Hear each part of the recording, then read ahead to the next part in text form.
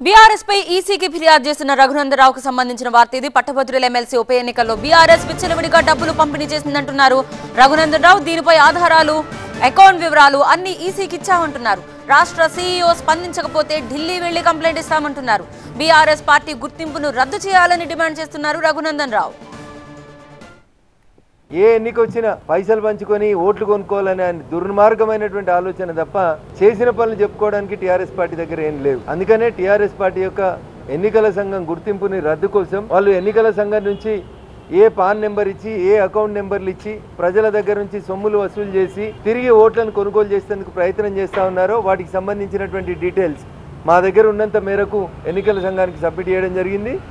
దాని మీద సత్వరమే చర్య తీసుకోవాలని చెప్పి ఎన్నికల సంఘం అధికారులను కోరినాం. మిగతా వివరాలన్నింటి లోపల ఇక్కడ సరైనటువంటి రీతి లోపల వీళ్ళు స్పందించకపోతే చీఫ్ ఎలక్షన్ కమిషనర్ దగ్గరికి టీఆర్ఎస్ పార్టీకి సంబంధించిన అకౌంట్ల డీటెయిల్స్ని, పాన్ కార్డు నెంబర్ ఇచ్చి వాళ్ళు పొందినటువంటి ఎగ్జామ్షన్ డీటెయిల్స్ని అన్నింటిని తీసుకొని మా కార్యక్షేత్రాన్ని త్వరలోనే Delhi chief election commissioner of ఇండియాకి మా కార్యక్షేత్రాన్ని మారుస్తాం.